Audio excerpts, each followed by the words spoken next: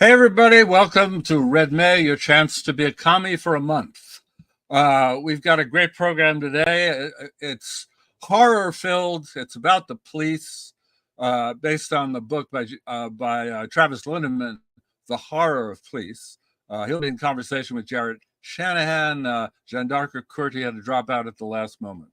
But before we get to the panel, I do want to pitch for money again. Just go to www.redmayseattle.org. There's a donate button, real simple. Give us anything you like, or you can actually contribute to our Patreon if you want to do it monthly, www.patreon.com. Or you can go to Fan the Flames of Red May, which is our GoFundMe. At any rate, we want to keep doing this. This is our 8th year. We're trying to get to 10, and we need your contributions to do it because, as you might imagine, there is no institutional funding for this kind of program. So let me get to the program and introduce our moderator today, Jarrod Shanahan. Magic, bring him on the screen, please. Dan, there we go. Hi, Jarrod. Jarrod is an alum of Red May. He teaches at Governor's University, associate professor, but he's well known as the author of several books. Captives, How Rikers Island Took New York City Hostage, and more recently, States of Incarceration, Rebellion, Reform, and America's Punishment System, co-authored with Zhandarka Kurti. And he's got another book that's coming out, Skyscraper Jails, the fight against jail expansion in New York City. Jarrod, I'm gonna turn it over to you, and you can introduce our speaker today, Travis. Thank you, Philip, and thanks to everyone for coming out. Jana sends her regrets. She had an obligation that came up the last minute. I always feel like when Jana and I are giving a talk and she can't make it, it's a bit like people went to see Simon and Garfunkel and they got Garfunkel. So please bear with me. The good news is we have one of my favorite authors, scholars, friends, Travis Linnemann. He's a professor. He studies crime, culture, policing, society, and he's the author of 2 of my favorite books, Meth Wars, and recently The Horror of Police. And so I'm really excited and happy to be a part of this, to talk about the ideas in Travis's excellent books. Thank you. Pleasure to be here. So before we get to the topic of the horror of the police, let's talk about something a little bit lighter. Meth. Your first book, Meth Wars, critically dissects the so-called meth epidemic in the United States. And it finds it to be a complex constellation of cultural tropes, state interventions, media artifacts, and so forth. Can you say a little bit, we're going to talk about the findings of the book in a minute, but can you just say a little bit about how you got started on this project and how it intersected with your own kind of lived experience, as the young people say? Yeah. So, life doesn't go as planned for most people. And when I went to college, I wanted to be a teacher, with the idea of, that being a good place to work with young people. And things happen. And a few years later, I found myself working in prisons and then working in probation office. And this is in the, mid to late 90s. And so much of the discourse, the trainings, the instruction that we were getting from state offices in the course of that job and from the feds, and also just general popular culture, in Kansas and elsewhere in the rural Midwest, was that meth was the new crack, right? We heard this in very literal and uncertain terms, or in certain terms, excuse me, that what had happened in the 1980s with the so-called crack epidemic was going to happen to rural small towns, largely white towns, and the rural Midwest because of meth. And so I just kept an eye out for it in the course of my work, and I didn't experience that whatsoever. So, for instance, I was able to pull the state's own drug testing records for their high-risk probation population over a period of almost 10 years, and positive drug tests for methamphetamine in Kansas were lower than cocaine and about half of any other drug like marijuana or things that are more commonly used. So there was obviously, kind of a difference between the rhetoric surrounding the drug and the actual realities, at least that I was able to observe in the course of my job. A few years later, as a kind of fledgling wannabe academic, I went to a workshop and had a chance to, as a graduate student, be paired with a bunch of really established, well-known writers in the field. And part of the purpose was to get some mentorship from some established people. And so we, sat around a table and pitched our ideas for dissertation research and things of that nature. And I said I was interested in looking at how mass imprisonment, again, this is in the early 2000s, mass imprisonment manifests or is observable in, the small towns that I was familiar with, if it was or if it wasn't. And this really well-known criminologist immediately said, "Oh, well, you'll have to get to know Meth then." Right. And I'd already kind of been savvy to that line of thinking. And it really kind of underlined how important perhaps this nexus was of, methamphetamine use, rurality, and then later what I would zero in on is, kind of the scourge of white criminality. So that's how I got on it. It's great. And it's such a cool feature of Meth Wars. For those who haven't read it, the way that you write your own kind of experiences into the book and kind of show your work, basically, of how you intuited some of these conclusions, and then you set about studying it, right? Because experience is really cool when it comes to research. It teaches us a lot of things, but it also teaches us that the sun revolves around the earth, right? And at a certain point, you have to, do some research to figure out if there's any substance to the things that you're intuiting. So can you say a little bit about the method, the wonderful multifaceted method that you deployed in Meth Wars? Yeah, so what's kind of interesting about meth as like an empirical object is that it's a little bit different, or at least it was when I started paying attention to it. Because it was my understanding that the federal government didn't track meth related use and meth related crimes in the way that they had tracked other drugs that they're concerned with: cocaine, marijuana, LSD, those sorts of things. At least until the mid to late 80s. So there wasn't a data set that you could download from a national clearinghouse and analyze it in any sort of discernible way. There's some long-standing longitudinal use surveys, some self-report surveys that kind of give you an idea how many people are using the drug. But then in terms of arrest statistics and things like that, there's no way to really kind of check the work of the state and the police. So I kind of had to do some creative thinking, right? I did all the obvious things that social scientists and sociologists and criminologists are taught to do. I did interviews with probation officers, with judges, with cops. I spent time with people who were using the drug. I spent time with probation officers. I went to court. I took pictures of things, photoethnographic sort of stuff.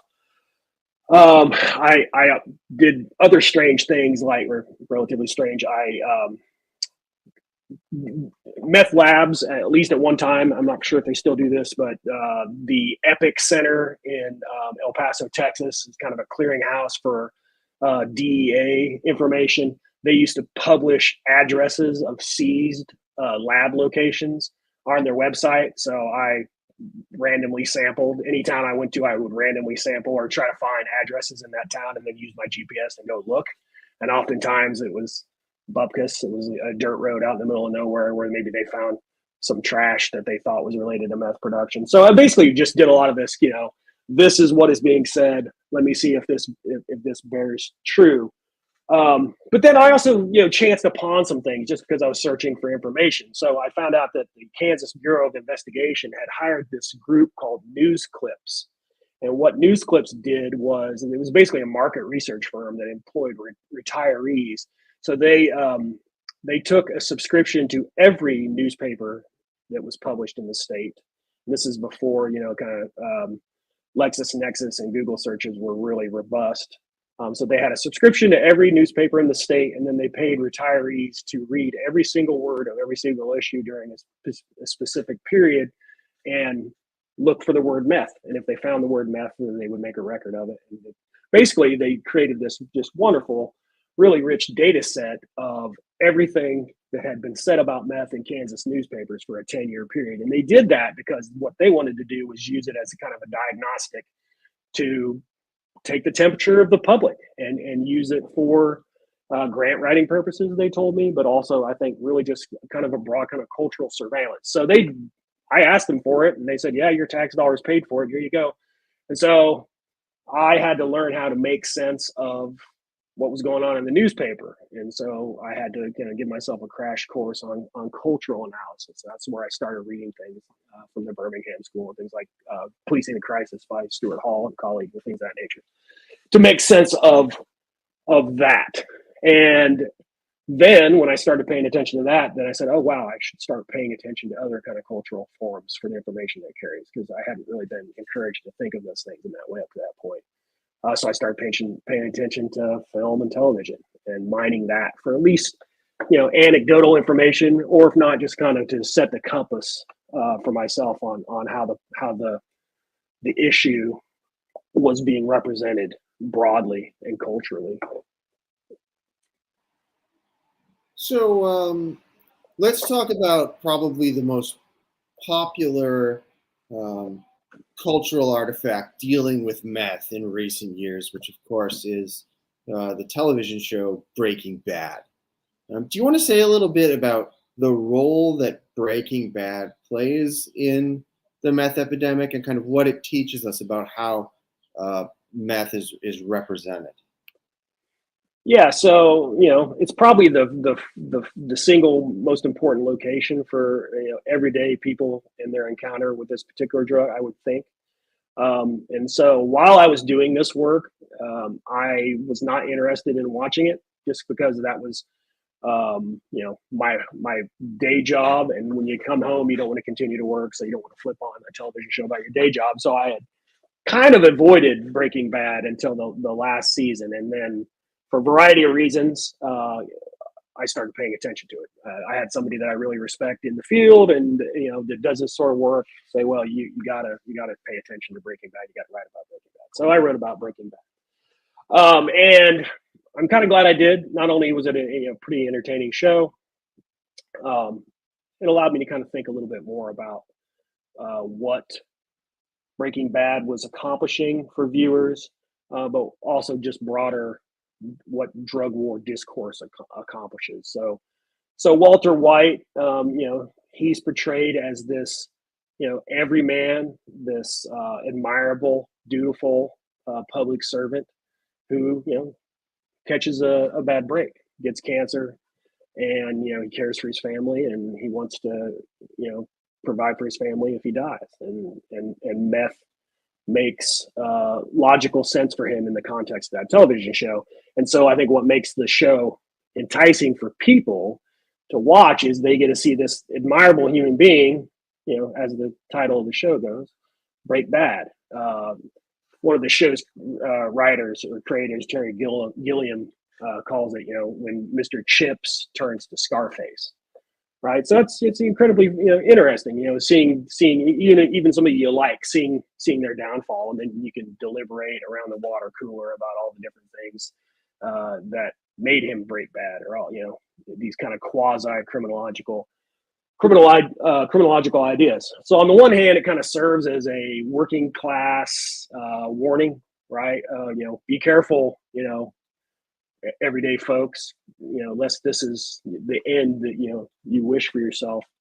And you could also think of it as a working class revenge fantasy, because throughout the entire show, from the first season, when Walter White tells his oppressive boss at the car wash place to fuck himself, to settling up all scores at the end of the show with not only the white power gang that kind of arrested his business, but also his old partners in science and technology. He gets even with everybody, right? So in a way, we're encouraged to identify with that form of revenge, even though he ends up dying.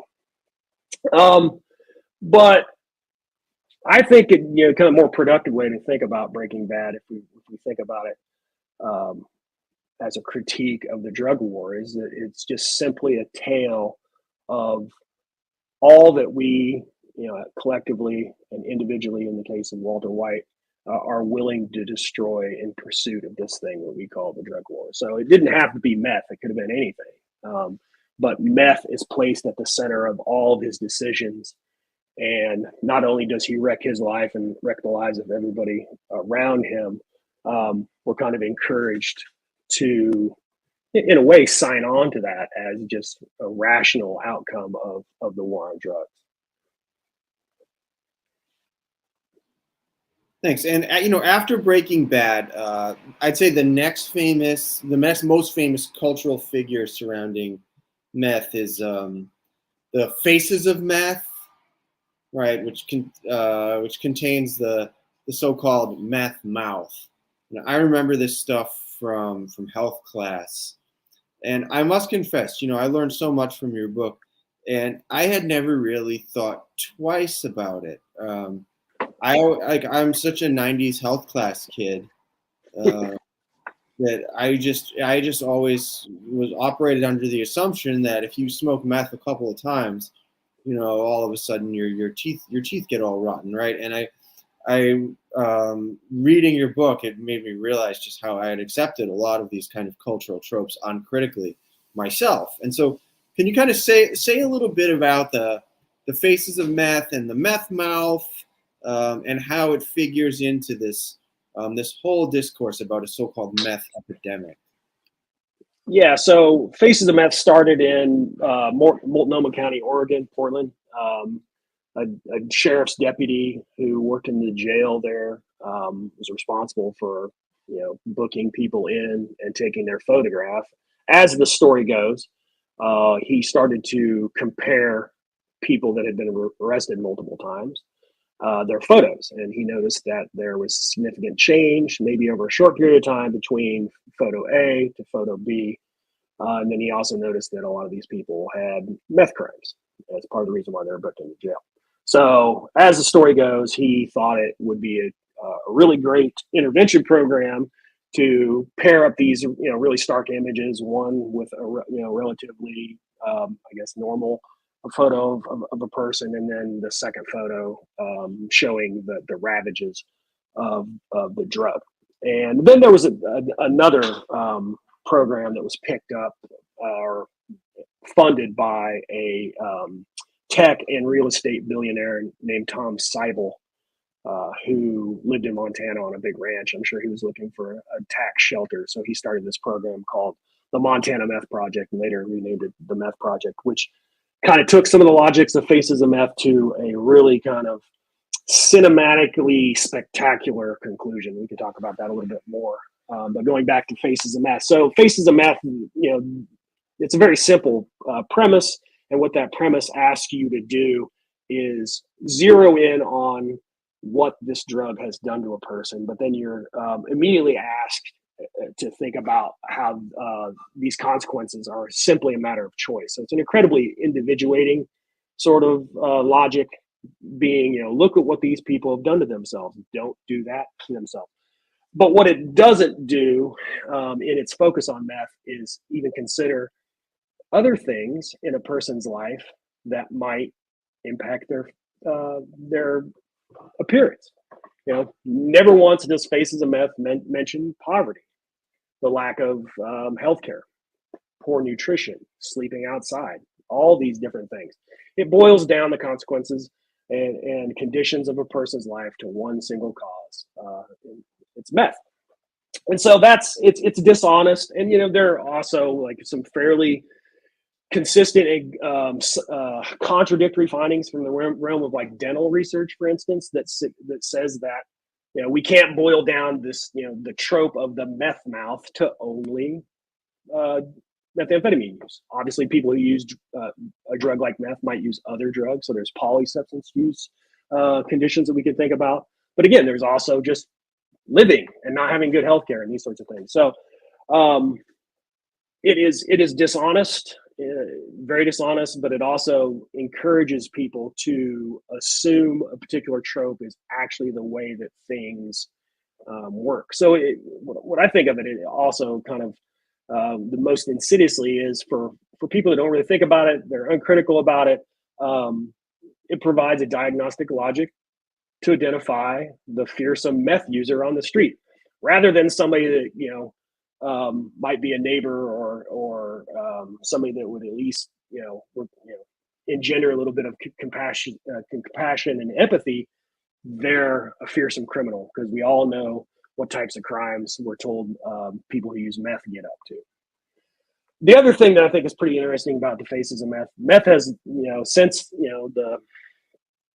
the first kind of wave of academic and police institutional concern about meth in the late 80s, early 90s.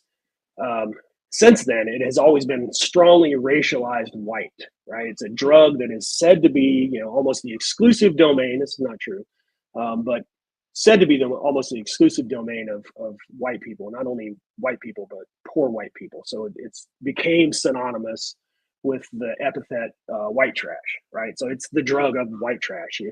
If you weren't white trash, you would buy another drug, right? And so the marriage of, meth with a certain form of degraded whiteness with the image allows everyday people to diagnose these people on the street, mistaking other signs of disadvantage and inequality for just bad choices some degraded meth user made. The other interesting thing about it, because it's so profoundly racialized white, what it also does is show the descent of, so-called normal white person into a degraded form of whiteness, or a non-dominant form of whiteness, or a white trash person. So it allows for kind of racial hierarchy to be carved from within a group of people that we only think of oftentimes as having a race to begin with, right? So it allows, proper whiteness to kind of separate and stand in the background, kind of uninspected and uncontested. And now we're left with this, fearsome specter of the white trash meth head, in our communities, and in kind of haunting kind of the outer edges of conventionality. And so in a lot of ways, it does what that criminology professor said a long time ago. When I said I was interested in how mass imprisonment might manifest in places outside of urban cores and things of that nature. And this is precisely the way it does. We're given a narrative, a script, a logic, and now we're able to, if we're uncritical or kind of true believers, we're able to diagnose the enemies of the drug war wherever we might be. If we're outside of the urban core where crack solely was inhabiting, then we can find drug war enemies in these kind of so-called rural idyllic landscapes where that sort of thing hadn't kind of crept in or presented itself yet. So it's really quite insidious, and it's based off of the same old kind of drug war playbooks. The drug war has a really good way of drawing in prejudice and stereotypes and shorthands for enmity and threat, and mapping them to various locations and contexts. And that's what I saw, happening with things like Faces of Meth. And then when you talk about the Meth Project, or the Montana Meth Project, so Tom Seibel launched this intervention program shortly after the Faces of Meth program, which I believe was 2004, if I'm not mistaken. But he hired some of the highest end Hollywood type creatives you can imagine, people that had directed, big films. So Denis Villeneuve, I believe, was involved to some degree. People behind 21 Grams and other films on drugs. There's another film, Requiem for a Dream, which was really gritty, and it kind of plays on some of these same sorts of tropes. The folks behind some of those movies were hired by Tom Seibel to produce these not even once ads, and they're long gone now. But they would equate things like sex work and rape to meth. It's almost kind of like the same Walter White logic, right? All of Walter White's problems begin and end with meth. Same way with these advertisements or the logics that underpin them.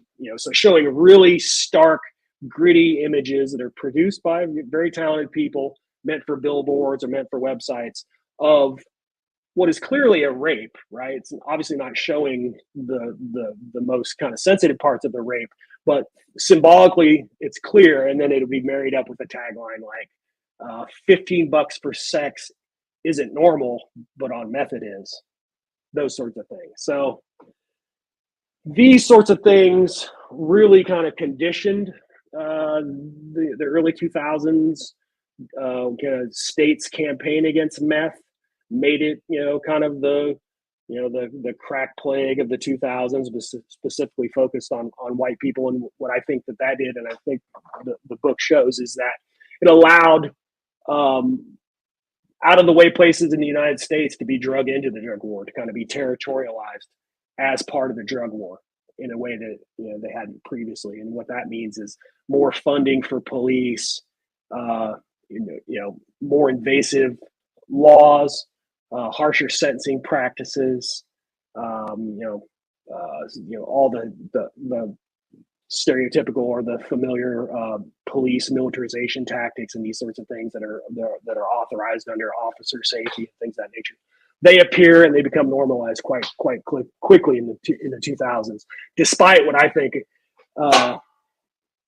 is a reasonable level of the problem to warrant those things, if they ever are warranted. So I'm going to paraphrase a kind of rhetorical question that you frame a lot of the book around. So what are we really talking about when we talk about meth? We're talking about poor white people a lot of times. Is that kind of what you're getting at, or? I mean, it seems like you managed to kind of pull at the thread a little bit and say, this is a way to talk about uneven development, deindustrialization, so a whole host of kind of scourges, right? So if you're, for instance, if you look at a real rundown town, right, it's easy to just say, oh, meth. Yeah. And it's like it's something that I really like about the book is it reveals this kind of fetishistic quality that meth has. It's just this magical substance capable of affecting great kind of global socio-cultural historical transformations, right? So yeah, so what do you like? I guess, and sorry for the long question, but like looking now at fentanyl, which is kind of seems to have taken the place of meth. How do we understand these kinds of panics, right? On the one hand, there are people who fuck up their lives catastrophically on drugs and victimize people. And if you or a loved one has experienced this, it's very real. But on the other hand, you seem to be charting a course where we can definitely talk about the impact of drug addiction and take it seriously, but also reinsert it into a broader set of social concerns. Yeah, sure. So, yeah, I mean, it's just a lens in a lot of ways. Meth offered a reason for criminal justice expansion, aggressive policing. Later, it offered a reason to militarize the southern border in a particular sort of way. It authorized or offered a reason for the U.S. State Department, U.S. Department of Defense to, give millions of dollars to Mexico under a thing called Plan Merida, which basically, allowed the United States to intervene in Mexican affairs under the guise of the drug war that was first and foremost seen as a Mexican problem, not an American problem, right? So there's all these sorts of ways that a particular drug can be mapped onto a particular territory or population. With fentanyl, I will say is different, and we can just look at its history. Even if you're just kind of a casual observer of the problems with opioids and how those problems have changed, say over the last 20 years, it's different because there were markets that were identified and established for this drug in a very kind of sophisticated way. So we all know the stories of the Sackler family and Purdue Pharmaceutical and the other, AmerisourceBergen and Cardinal and all those groups that were peddling similar products, right? So they knew that their product would be attractive for a certain population, people that did manual labor, that were prone to injury, and then importantly had health insurance. So, we know that the Northeast, the Atlantic Northeast, and then rural parts of Appalachia, because of the industries in both those places, Purdue and other groups targeted those populations for their drug, right? So they established this market and then they served the market, right? So these things didn't occur organically. There was clear external interference. And then with, various structural changes that intervene in the drug market, right? So there's laws that changed that constrained how some of those drugs got to communities. And then there was a war that changed the degree and extent to which opium made it to the United States. All these things happen. And then we arrive at the present crisis with fentanyl. Early on, I think it was in the early 2000s, when people call kind of the second wave of the present opioid crisis, which I believe we're on 4, maybe 5 now, depending on who you talk to. There were commentators, there were critics that were describing the social and political response to that second wave of opioid problems as heralding a kinder, gentler war on drugs. And so they pointed to people, particularly in the Northeast, that had opioid problems, but also had access to capital, had access to insurance, and they could, get treatment and these sorts of things. So they use that as an indicator of this sea change in the way that we are addressing these drug problems. And they kind of zeroed in on the race of some of the users that they pointed to for evidence. So the shorthand is, in the 80s crack panic, we locked crack users or cocaine users up and threw away the key. And now, because these are a little bit better off white users, we're going to try something a little different.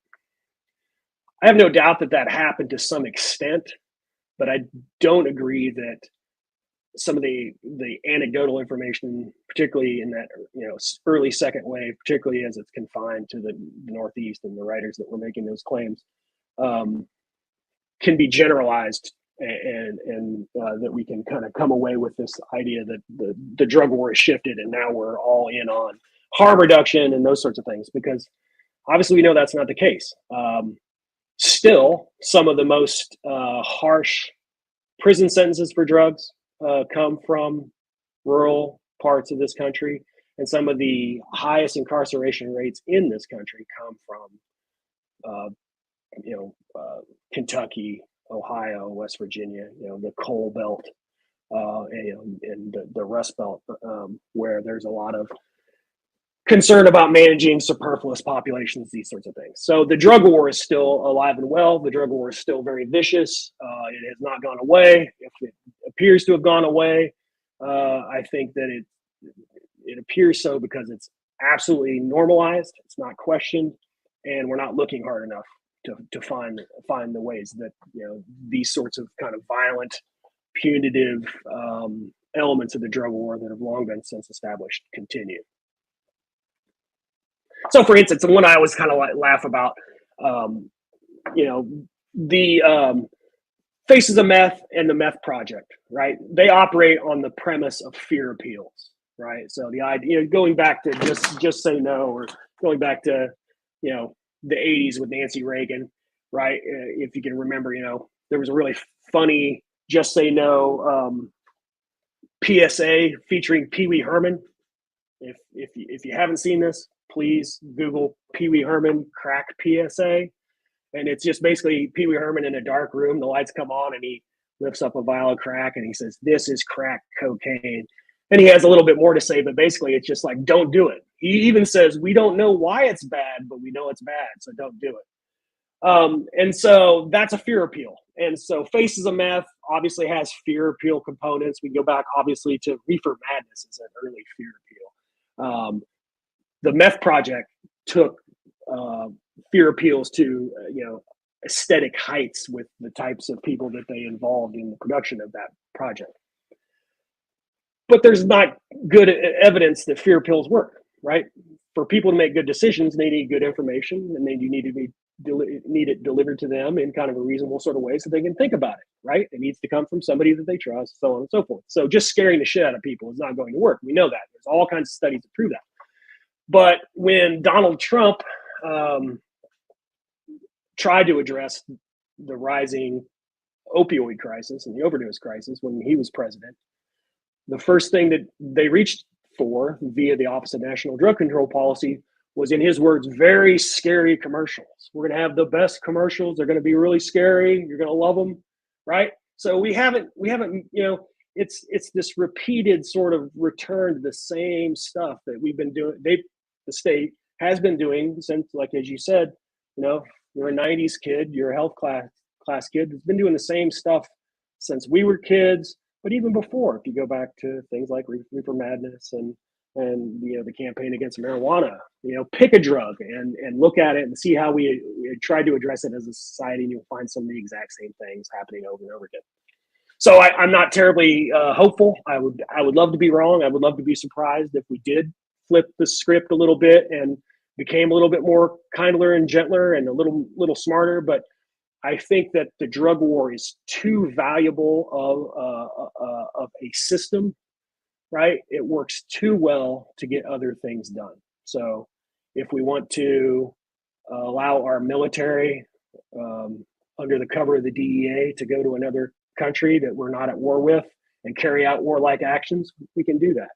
If we want to, get some money to another country under the guise of the war on terror, war on drugs, we can do that. So if we want to get money to a local police department in Texas to get them a Bearcat and some fancy rifles, we can do that. And so I'm not terribly hopeful that those things will change without something drastic happening first. Okay, thank you so much for outlining that. I really want to emphasize to the people listening, watching, whatever. Meth Wars is just a fantastic book, and I actually wish that I had read it sooner, because I don't know if I've ever told you this, Travis, but I had a pretty strict policy in my own work to avoid discourse about discourse, right? So the second part of being a 90s health class kid is actually being an early aughts postmodernism in a liberal arts undergrad kid. And by the time I'd had that stuff crammed in my head for 4 years, I said, never again am I going to give a shit about the discursive effects of the iterative acts or whatever. And so actually, if you read the Rikers Island history book that I wrote, the biggest omission, the biggest fuck up, like my greatest crime in that book is there's not a word about Rupert Murdoch purchasing the New York Post, right? There's this moment basically in the 1970s where the New York City kind of outer borough ethnic whites just developed this really nasty, mean, revanchist relationship to their black and brown coworkers and to city politics in general. And I just, the way that I tell the story, it's like, well, here's a quote from George Rawick that says, white people know on some level that if we're not going to have communism, then they're going to have to fight against people from other groups. And it's almost this kind of like metaphysical Marxism. And you really convinced me in Meth Wars that it's that discursive analysis is materialist, right? And to apply this the New York City Rikers model, Rupert Murdoch purchasing the New York Post is a very material act, and inundating the city with racialized crime hysteria, and supporting Koch, supporting the jail buildup, so on and so forth, right? And I just want to truly throw in a plug. If you are like I used to be, and you think that discursive analysis of media, whatever, is not an important part of a materialist analysis, I really think that Meth Wars could change your mind. Okay, which leads us. Thank you. Well, you can put it on the. You can put that actually on the jacket of the next press, fully unexcerpted. All right, that leads us to the next kind of part of the discussion, where we go from Red May to Red October, where we're going to be talking about your newest book, The Horror of Police. And, Zhanna and I have written a lot about police. It's kind of hard if you do enough activism, as I tell my students. Eventually, you're going to run headlong into the police, and if you don't care about them soon enough, you're going to have no choice, right? But I have to say, we've analyzed it from 1,000 different directions. It never occurred to either of us to view the police through the lens of horror. Can you tell us a little bit about how you came to this really interesting and novel methodological decision? Yeah. I get reading and paying attention to pop culture. I also didn't, as a course of practice in my work, I early on avoided the police like hell, just because in my field I wrongly probably have viewed the topic as the domain of kind of right-wing criminal justice practitioners that are just trying to tinker with the police. It's really before I knew anything about the police academically. And so when I familiarized myself with the police, what I would quickly realize, or the literature on the police, is what I quickly realized is you're right. It's been written about every way, right? And there's so much good work on the police as an institution, and the police as they circulate in our communities, and the police as they circulate in our imaginations. What I wanted to understand that I didn't see in the literature, with some few exceptions, was an answer to the question, why do we keep tinkering with the police? Why do even critics of the police seem resistant or unwilling to consider abandoning them altogether? Like, why are we 200 years in still unwilling to kind of let them go when we have ample evidence to prove that this is not the system that is going to do what we hope, is provide security for people unequivocally. And so that kind of led me to thinking about the police. First is they're just the most kind of proximate symbol of security that most people have, right? Everybody wants to be secure. And how do we think about security? If we think about it in the most kind of mundane, everyday ways, well, if somebody takes something out of your car, who can you call? You only have one person to call, or one place to call. It's the police.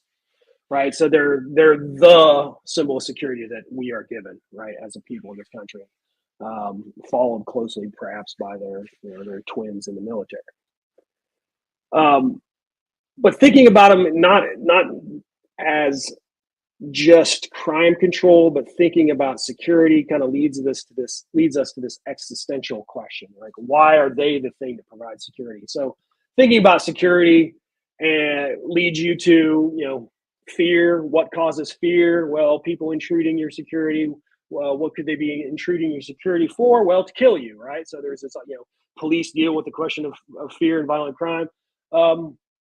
But in the realm of cultural texts, one of the obvious places we can go to think about the question of security, insecurity, fear, violent death is the horror genre, right? And so there were some things I was reading that kind of led me to that cliff, I suppose. And in the horror literature, I'm not a horror fan, right? I'm not a fan either. It's just not something I think about.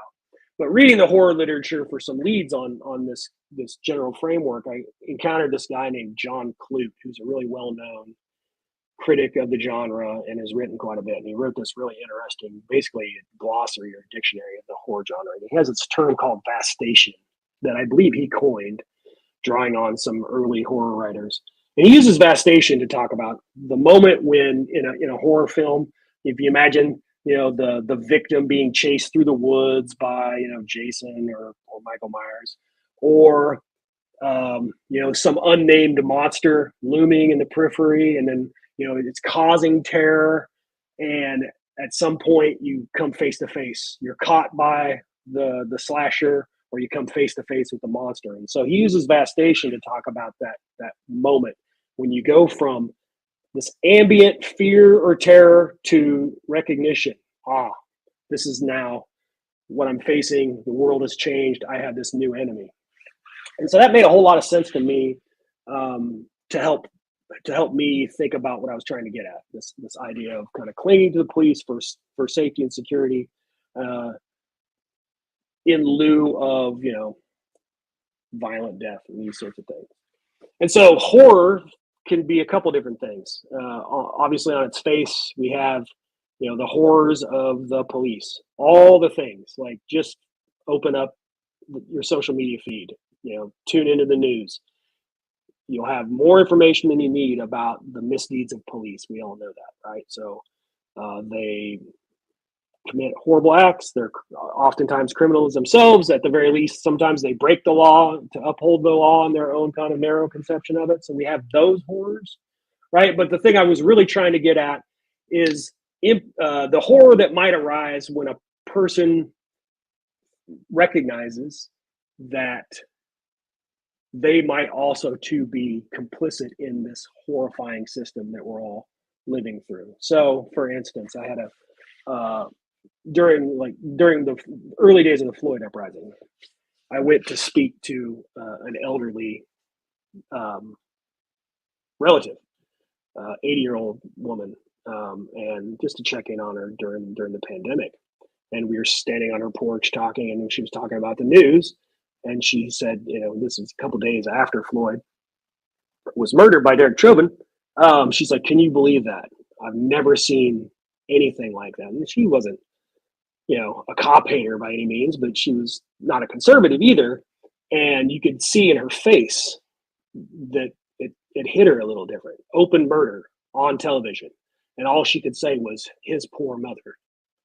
Right? So that sort of thing is what I was trying to get at. The horrific, horrifying recognition, regardless of where you stand with the police, is that we are complicit in a way as actors in this world, and that oftentimes these things operate around us like hidden monsters, and we just go about our business until there's something that intervenes and forces us to recognize, so to speak, the monsters in our midst.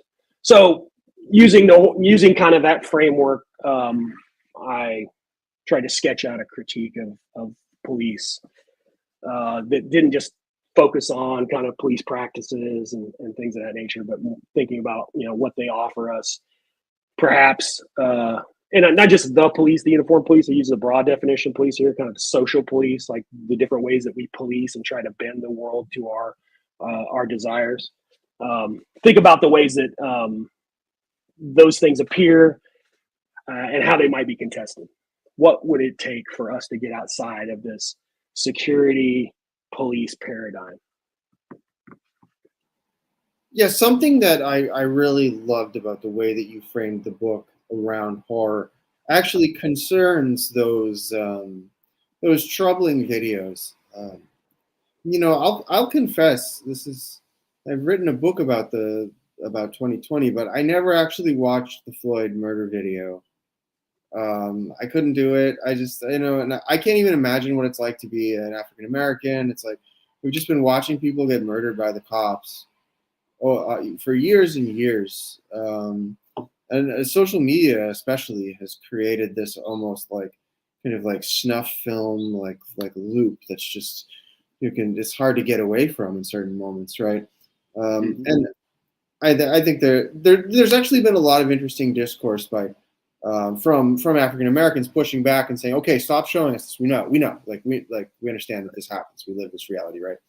But something that I love about the way you frame it in the book is treating those glimpses into this horrible world as a similar kind of narrative trajectory as the first glimpse in the horror movie, right?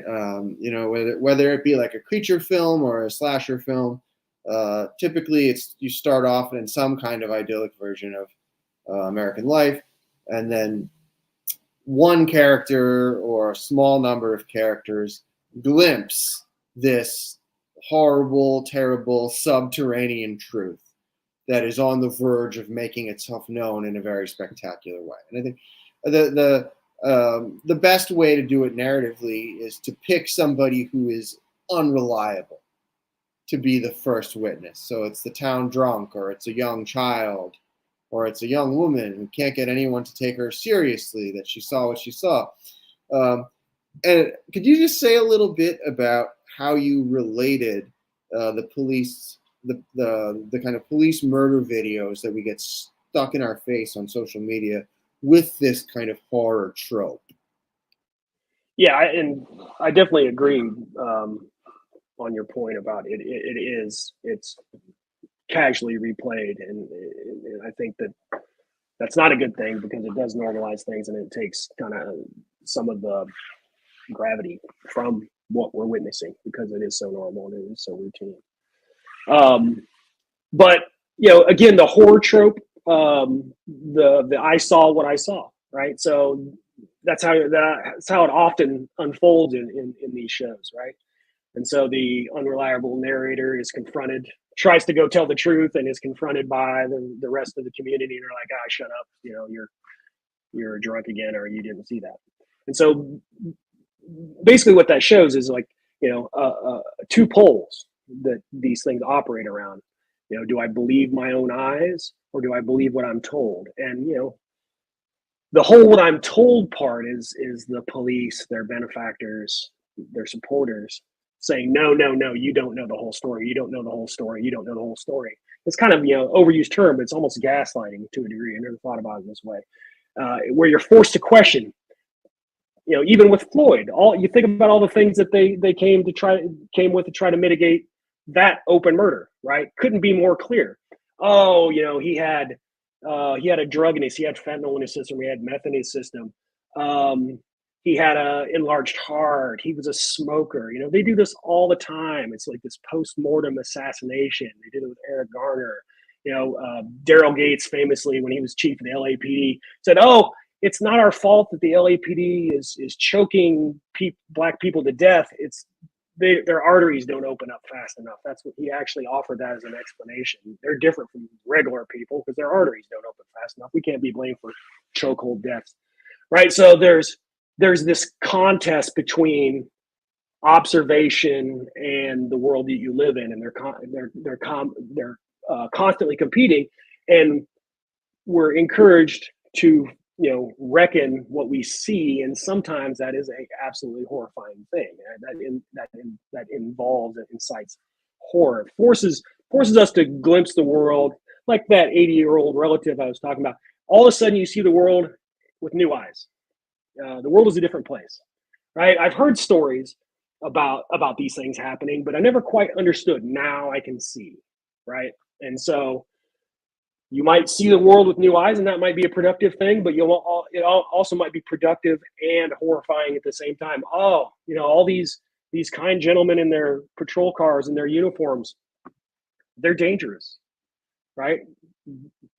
They are dangerous. They are not here to protect and serve. They've never been here to protect and serve. They are just as dangerous as any other enemy that I might imagine in my head, right? So that's a kind of to use the old phrase, the scales falling from somebody's eyes, and now you can see things differently.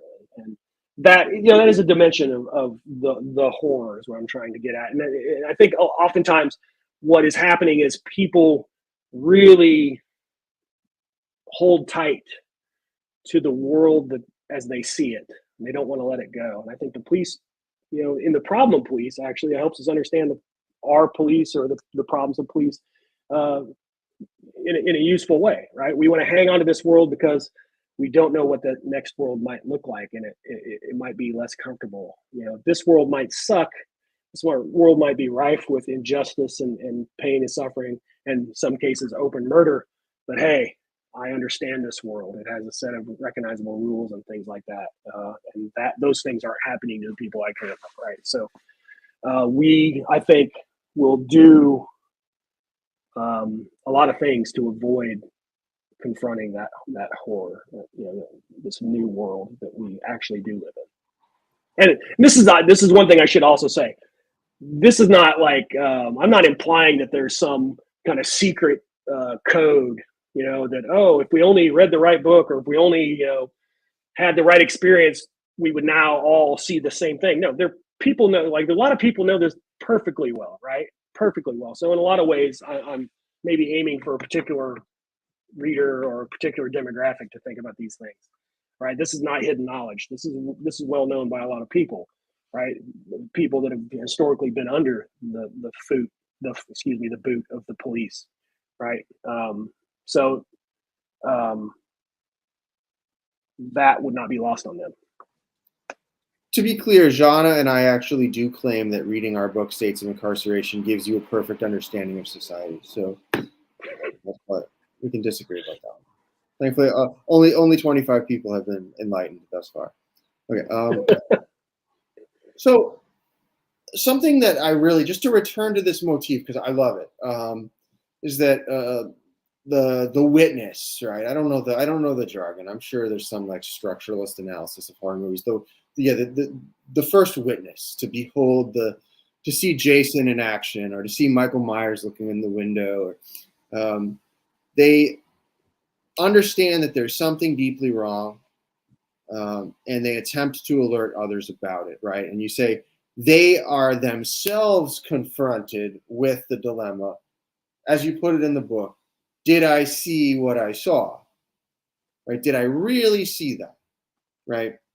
And it's an internal dilemma, because there's nothing worse than distrusting your own senses, right? It's a maddening experience. Actual gaslighting is terrible, right? Because you've lost any criteria by which to evaluate your perceptions of the world. You're floating. You're rudderless, right?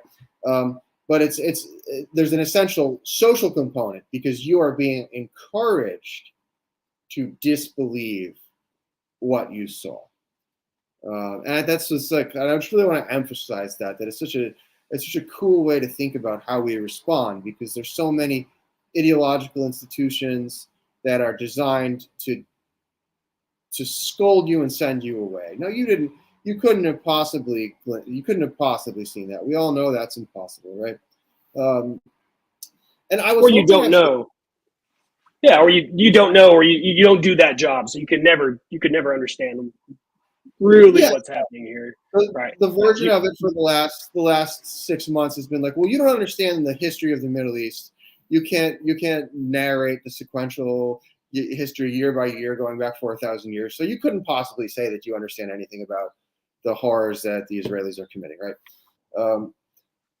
But so I think that it's worth kind of emphasizing not the real obvious kind of pro-cop, pro-state, right, pro-Zionist type media, right? But I think that the interesting stuff that you talk about in the book, to me, is that these cultural artifacts that pretend at a critical assessment of the police.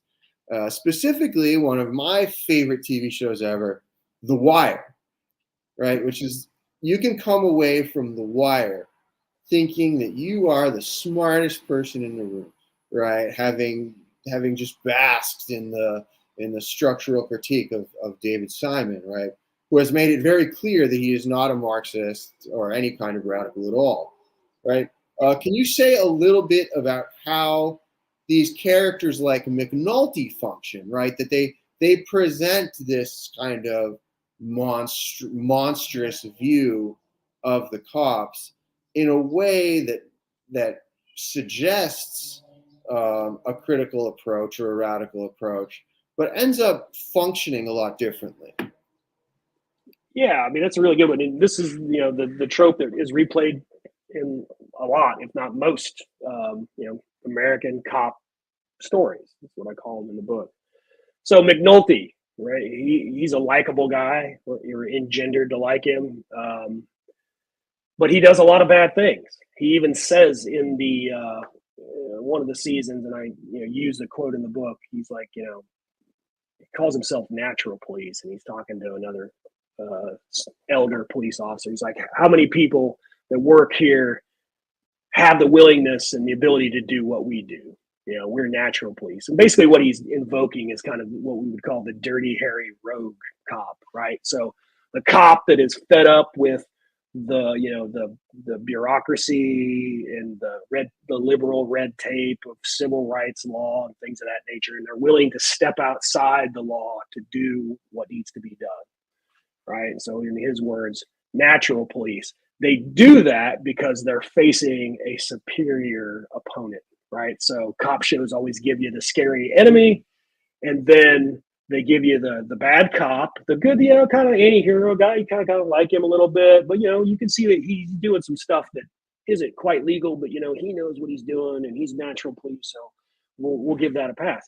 And so it's kind of this weird ratchet effect, right? We come up with this fantastic, spectacular enemy, and then we license, these cops, these monster fighters, to fight them on our behalf, and so we're encouraged to give them a pass, give the bad cop a pass, because they're doing it in the interest of law and order. They're doing it in the interest of security. They're doing it for us, right? They're monsters, but there are monsters, and we need them because there's greater monsters out in the community that we can't predict. And that's one of the things, like with the meth thing.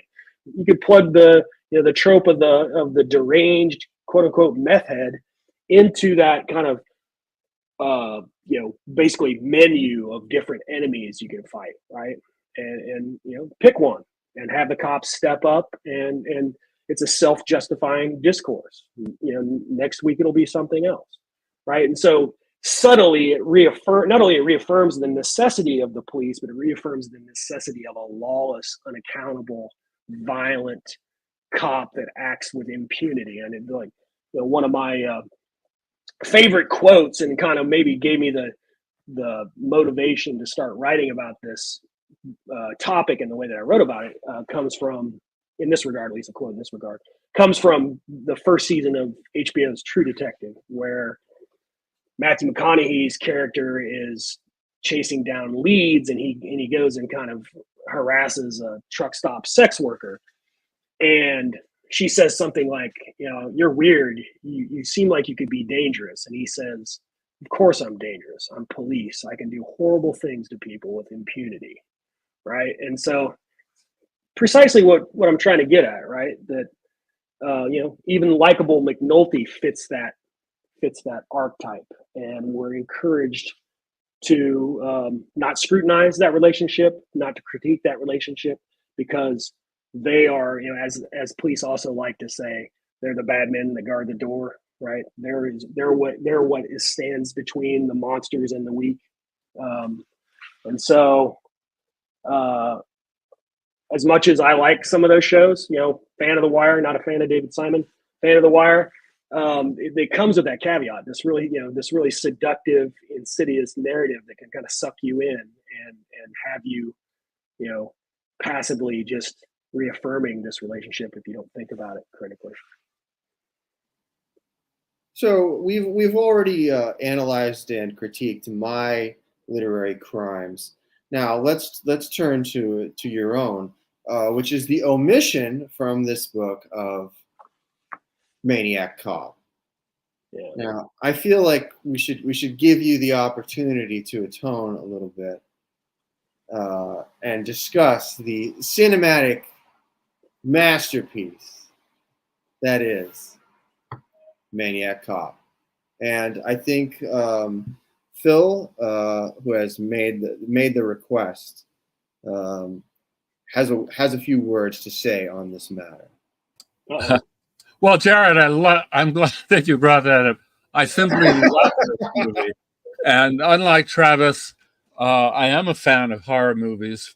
There's a website that we love at Red May called Anti-Capitalist Feminists Who Love Horror Movies, which is associated with Joe Isaacson, and also the journal Blindfield, edited by Joe and Madeleine McKinley and Justin Hogg, which is just a wonderful attempt to kind of read horror movies.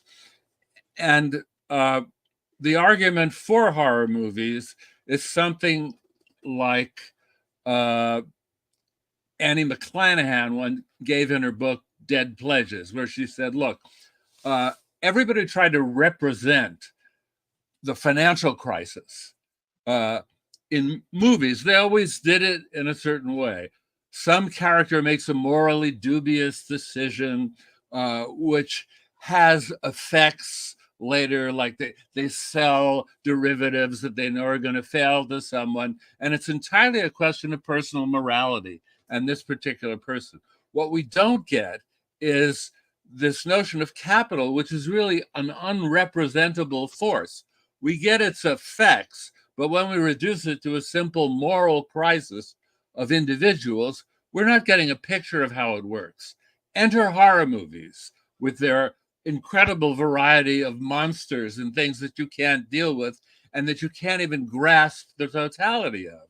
It's no wonder that those movies give us a better sense of the world that we live in than the simple psychological novel or the other psychological approaches in movies. Now, cop movies, there are very excellently acted movies about police corruption, like Serpico. Very good, believable, fourth wall level, and so forth. But again, the horror of police, which you're talking about, instead of finding the human cop who gets the unhuman cops, but just kind of taking the whole function of police and making the audience feel how horrible it is. The Maniac Cop works really well on that particular level. Now, it's written by an author named Larry Cohn, who is also a great director. He directed It's Alive, Q, and one called God Told Me To, The Stuff, and a really odd political film about the 60s called The Private Files of J. Edgar Hoover, which is 100 times better than the Clint Eastwood Leonardo DiCaprio movie. I mean, just totally compelling to watch. So what happens in this movie? I mean, it's about a cop who essentially goes out and kills people behind the uniform. But the first thing you see is the guy getting dressed. You see the jacket close up. You see the buttons that are shiny, that are gold, that goes up. The guy puts on his gun belt and puts the gun in. And as you're watching it from below the neck. You don't see the guy's face because that's one of the important characters of it. It's just the uniform that goes out and does this, right? And the last thing that's put on is the badge, which is then shined off. And then you see the typical traffic stop situation for the first murder. Now, obviously, Alfred Hitchcock gave a lesson in Psycho on how to film a traffic stop and make it feel really, So you see the cop walking up to the window. I think there was a woman who was driving, and you don't see, you just see the uniform. And at a certain point, suddenly the gun goes in and it goes off. So it's that particular thing. It's a monster, but the uniform itself is a monster. Now, the other thing that Larry Cohen, in this movie called God Told Me To, where people start shooting one another, and then when they're caught, they say, God told me to. They weren't expecting to do it a moment before, but then they do it. One of the greatest scenes is a St. Patrick's Day parade where there are like 200 cops that are milling around ready to get in formation to walk through. And suddenly one of them pulls out his gun and shoots the guy next to him for no reason. The funny joke about this is it's actually the comedian Andy Kaufman. Before he was on Saturday Night Live, nobody knew who he was, just doing an acting gig. But it's kind of the stunning stuff. So I think horror, just to sum up my wrap here, is a way to deal with forces that are out of our control, and that are essentially unrepresentable in the forms of the psychological novel or the usual plot.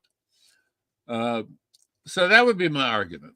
I see Jarrod shaking his head in agreement, and I'm assuming Jarrod agrees. Oh yeah, I also share your love and appreciation of Larry Cohen. I wanted to add that William Lustig, the director of Maniac Cop, has a lot of great films. One of them being Maniac Cop 2. But one of his last movies was Uncle Sam, which is just the most hilarious, send off of American patriotic culture. It's seen through the eyes of this young man who venerates his deceased soldier father, and comes to basically discover that he was a homicidal maniac. And the film is told. The action is moved by a mass murderer in an Uncle Sam outfit who just lays waste to a 4th of July celebration. And it's like, so something that I wanted to add before we just completely take this thing away is that horror actually, like science fiction, enables us to tell stories and to discuss topics that would otherwise be forbidden, right? Like you couldn't come in with a serious, sober assessment of American militarism that basically argues that these troops that we're rooting for are actually a bunch of psychotic murderers, right? You have to do it through this fun, kind of campy slasher format, right? That's the only way that you can tell a whole lot of these stories. And it just before we let Travis get to Maniac Cop, I just want to say that speaking of Derek Chauvin, I thought about that movie a lot when he was finally convicted, because what happens in Maniac Cop is that there is this kind of possibly supernatural cop roaming the streets of New York, just killing people, right? And it sets off this panic where all of a sudden nobody trusts the police anymore. And there's actually instances where they refuse to pull over. They start to shoot at the cops, saying, "No! I know you're going to kill me. You're one of the maniac cops." And so the central dramatic tension of the film, these are no revolutionary Marxists, right? The film's moral economy calls for eliminating the maniac cop to restore the legitimacy to the rest of the force and enable them to continue doing their daily kind of mundane, banal violence. And when Derek Chauvin was convicted, I said, yes, they got the Maniac Cop, right? He was the Maniac Cop. He was the one who caused everybody to lose faith in the police, to light their cars on fire. Remember when a lot of people did that? It wasn't that long ago. To the young people listening, it wasn't that long ago. It could be done again. And so getting him, right, which enabled the almost unprecedented breaking of ranks of his fellow officers testifying against him, the entire city effectively turning on him in a way that almost never happens with the American cops, right? It mirrors the entire plot of William Lustig's Maniac Cop. But if the horror movie is done right, the happy ending that is tacked on at the end is something that is not emotionally believed in by the viewer. What stays with the viewer is what the Maniac Cop does, and therefore what any cop can do with that kind of authority. So you go home with this kind of dream image that haunts you.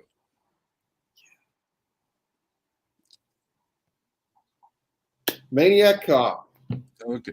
Yeah, so I'm guilty as charged. I should have put it in there, and you both also just illustrated why I should have put it in there. I watched it as a kid. I haven't seen it probably for 20 years, at least the first one, and also didn't put there's no mention of Twin Peaks, which for different reasons probably could have been in there as well. But yeah, that's a really interesting point you make about Chauvin and Maniac Cop. And again, I mean, police are our monster fighters, but they tell us who the monsters are. And by virtue of dispatching the monster, you can think of Chauvin as almost like a blood sacrifice, right? At the time when they're at their most, tenuous, there's a great crisis. They needed a big move. They had to convict Chauvin. They had to, give him a harsh sentence, if only to restore their legitimacy. They had to kill the monster. If they don't kill the monster, they don't deal with the monster. Then what good are they? We don't need them.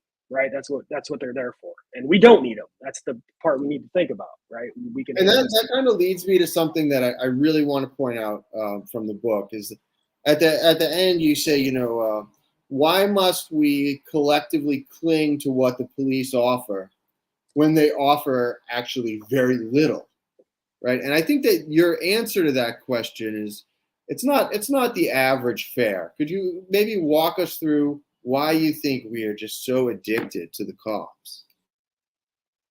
I think just goes back to the idea that they are what is offered for security, right? And we all want security. We want security for our homes and our stuff, but we're all also vexed by a kind of a deeper sense of insecurity. We're all going to die, right? That's kind of what the horror movie again begins with. Something's going to kill you. So we'll take it where we can get it. And the sins of the monster fighter are easy to look past if they promise to take care of us, right? Whatever if the monster fighter comes in the form of the uniformed police or some other form, right? I think that there's an innate drive for human beings to seek out some semblance of some security, some method of security, and we're told over and over again, this is what you got. This is it.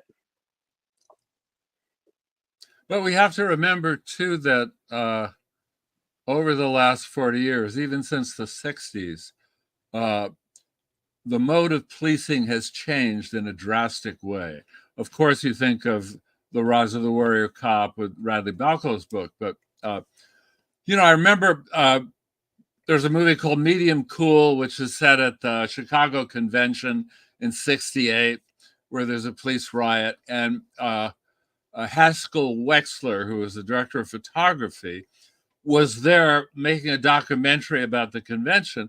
And he managed to take all this real footage of fighting between the demonstrators and the cops and so forth. And he built a story around it about a news photographer who came down there.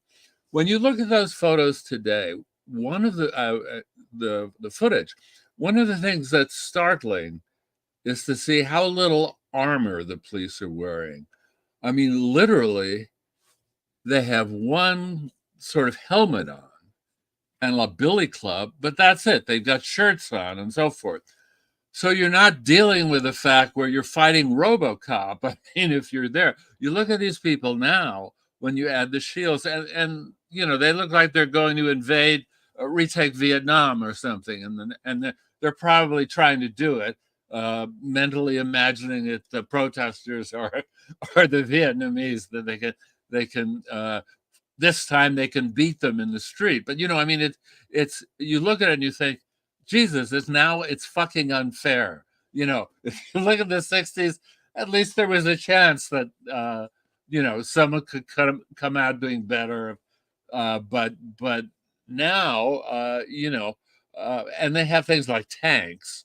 You know, all the surplus military weapons that's sold to police departments everywhere, and special riot squads and SWAT teams and so forth. So, I mean, the big question is, how do you is there ever a way that you can go back to something that's more like community? I don't know. I mean, I'm not saying that you had plenty of police brutality then too, but you know there seemed to be a limit in what could be done compared to now. I mean, which is just you know, particularly when you watch the riot squads just go at a bunch of demonstrators and you know hit 90-year-old men, you know, and things like that. So I don't know how the cops are monsters now. They even look like them. That's what I'm trying to say in a silly sort of way, is that Maniac Cop essentially sort of previewed where we were going, that the cops would look more like monsters than they did in the '60s. That's what I'm trying to say. I mean, there were just as many bad cops then as there are now, but they can be badder with all the shit they've got. That's Yeah, I mean that was a really important point, '68 and before, but then after '68, that delivers us to this point, right? When the war, figuratively and literally came home. But the underpinning logics of what kind of authorized the changes in police. So people would call this police militarization. You mentioned Balco, which you can't deny that, right?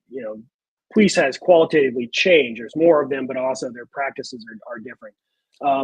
But if you take away all their armor and all that stuff, they're still cops. They still got guns. Yeah, they're still licensed to use violence as they see fit in the moment with discretion. George Floyd was killed by an everyday cop on the street. Michael Brown, Darren Wilson, everyday cop on the street. Eric Garner, everyday cop on the street, not militarized cops. So I definitely don't want to throw the baby out with the bathwater. But then also what came home in 1968 was the logic and philosophy of counterinsurgency, right? And so, right. I mean, predicated. That's the big thing, I think. That's also it's predicated on hard and soft power. So you see the tooled up cops in your face with the tanks and the machine guns, hard power, but the kinder, gentler coffee with a cop that brings their tanks out to children's fairs and shit, which is perverse to me. Like, oh, come and take a look at the MRAP, right? That sort of community outreach is fundamentally at the heart of the militarized cops, right? Because that's the soft power of counterinsurgency. They're trying to get potential enemies on their side and kind of indoctrinate them or interpolate them in relationship to the police power. I think. Oh yeah. Go ahead. I think Pynchon captures it very well in Vineland, which a whole portion of that is about the drug wars in Northern California, and for him, it's clearly a continuation of Vietnam. First of all, he has characters who are sort of dead from Vietnam who are walking around anyway, thanatoids. But the whole no-knock era and the counterinsurgency is just there. I mean, you can see it sprouting there and where it'll spread. Yeah. No, it's Absolutely, and Pynchon gets a lot of stuff right about that era for sure. well, maybe we should check and see if there's some questions. I mean, there are a lot of comments that are interesting. Can you please spell the name of the horror film critic, Travis? I think John Clute. Clute, Clute. Someone. And the book is hard to get a hold of, but it's called The Darkening Garden, and it is well worth finding. It's very small, but it's very interesting. Someone says the Zodiac killer had to have been a cop. You agree there? I think wouldn't be any surprise. I mean, we have lists and lists and lists of serial killers that were cops or cop adjacent. Dennis Rader, Golden State Killer, Jarrod, John Schaefer. There's tons of them. Yeah. Someone calls the badge an evil talisman. I think that's a nice framing of it. What else we got? RoboCop and Starship Troopers are interesting thinking tools here. Yeah, I mean, I agree. I mean, RoboCop it's pretty on the nose, and which is not a critique of it. It's nice. It's very funny. But it's not something you really have to excavate very deeply to get through what's being told, but quite funny. And that's what I wrote about instead of Maniac Cop. Right. And then Starship Troopers is interesting in the sense that Heinlein basically was a kind of a fascist light. I mean, a very militaristic science fiction writer, but a lot of people are, that notion where you don't trust the artist, trust the tale, is the idea that fascist writers can unwittingly deliver in a movie something that is a critique of fascism, if you look at it. And, there have been a lot of good things written on Verhoeven and Starship Troopers as, so ridiculously over the top of the fascist states that it comes as a critique. So, I think it's a good thinking tool, no for long. Verhoeven called RoboCop fascism for liberals at some point. Fascism. Yeah. There's a Dean Koontz novel where a lot of the cops are some sort of monsters appearing human to most people. There are rare people that can see through the mask. That's interesting. Oh, geez. I would have loved to find that. Joe K., if you're still watching, do you know the title? You can put it in the chat and I'll say it here. I think we'd all like to see it. Oh, Twilight Eyes. Okay, thank you. Twilight Eyes by Dean Koontz. And then someone says that Vineland is an interesting novel, and someone says, yay, Vineland. So we got a couple of fans. I'd like to give a shout out to a great book by my friend Nate McDonough called Blue Lives. And it actually, there it is. Yeah, it dovetails with a lot of the themes that Travis leaves off with, because it tells the story. It's a graphic novel that tells the story of two cops roaming a post-apocalyptic wasteland. There's no evidence that there's anybody else on Earth. Society is completely gone, and all they have to do all day is just take turns arresting each other, because they're just unwilling to surrender their obsolete social function as cops. And I couldn't possibly do it justice. It's so clever, and all of Nate's work is amazing. But to me, that kind of captures the dilemma that your book leaves off with, where we're stuck in this position where virtually nobody believes in the mission that animated the police by its own definition. These lofty kind of civics class ideas, that were commonplace in the 20th century. But at the same time, we're just like stuck, just totally stuck with the paradigm that police are just completely necessary.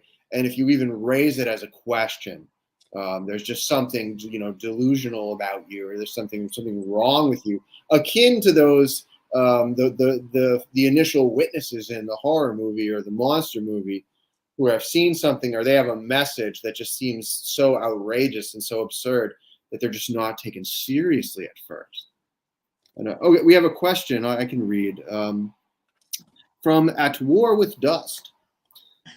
They say, odd to me, right-wingers who have become convinced post-pandemic that we can live without public health officials never consider the possibility that we could live without police officers. Thoughts? Good point. Well, they hate the FBI, but yeah, it just shows how ingrained this idea is, right? It would bring about another world entirely. Well, the other thing that is strange, if one looked at it, was the amount of time that's devoted to cop shows on TV that naturalize the cops from just their being there.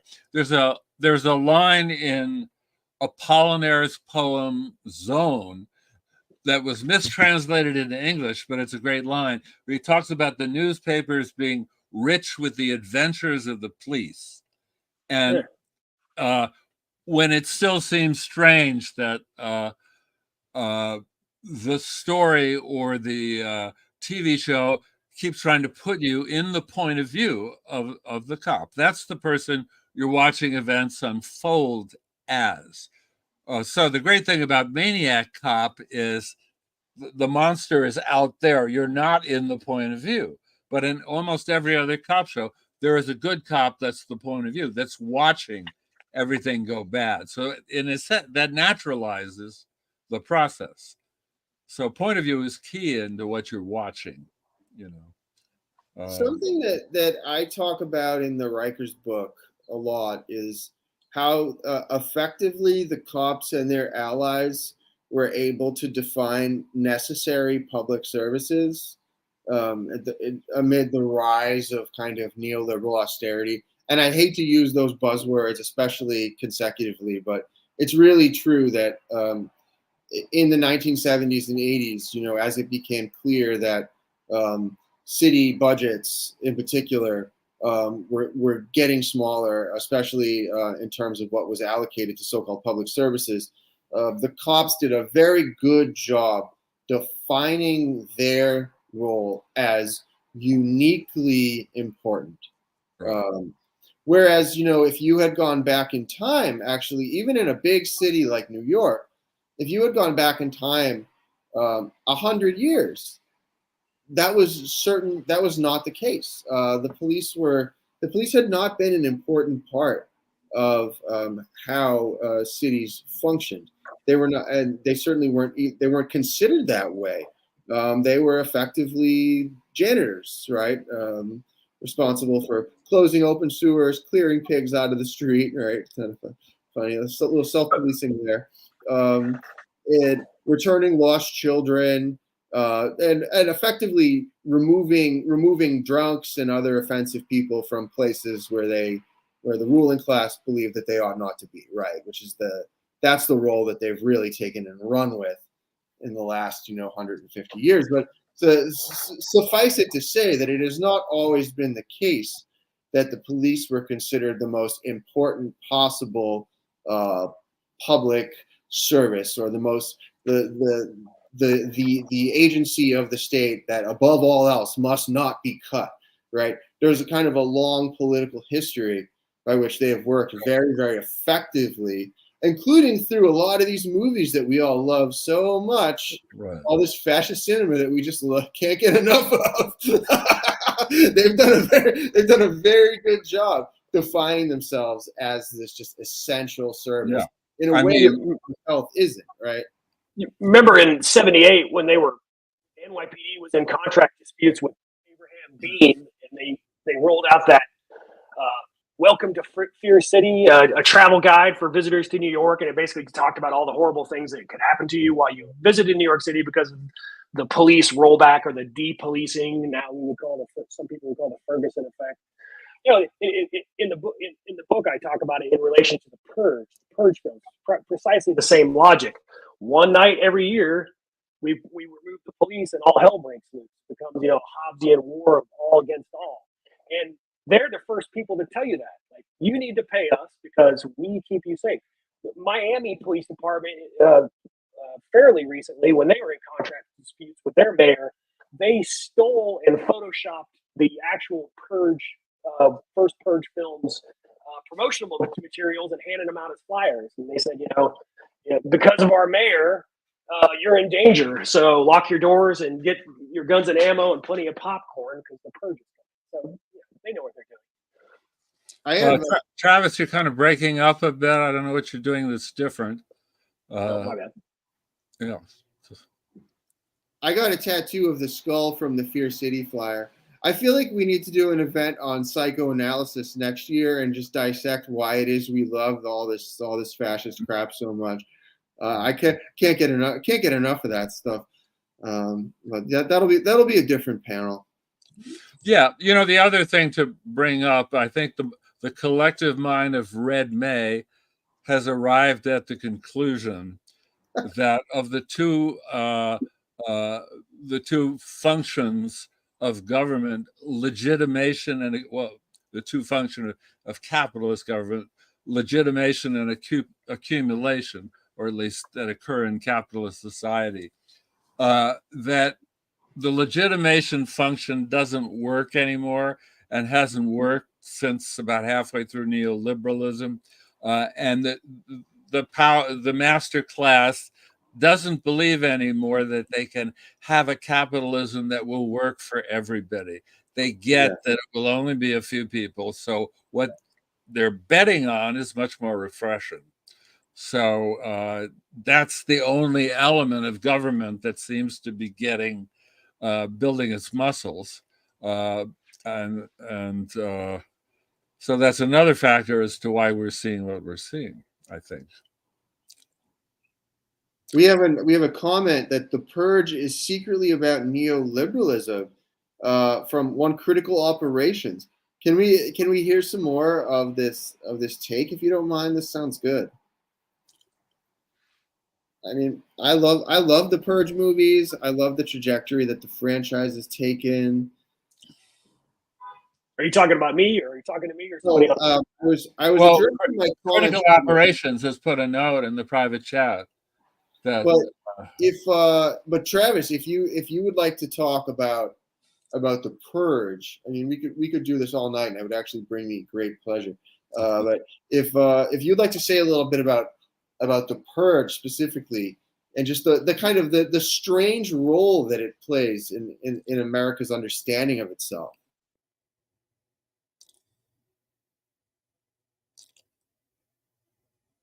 Did Travis get purged?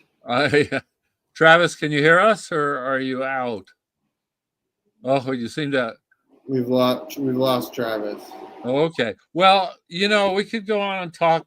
If we were in a bar, we would probably be sitting, acting our favorite movies out for one another for a long time. But probably we should all go have dinner or go to bed or wherever we are, and continue this discussion or some version of it at future Red Mays. Thank you very much for both of you, Jarrod and Travis, for taking this discussion to the places that I find very interesting, and I'm sure people who watched it did. And I think we're just about at the hour-and-a-half mark. So thank you very much. Thanks so much for having us, Philip. Red May is so cool. I hope everybody appreciates how special and unique it is.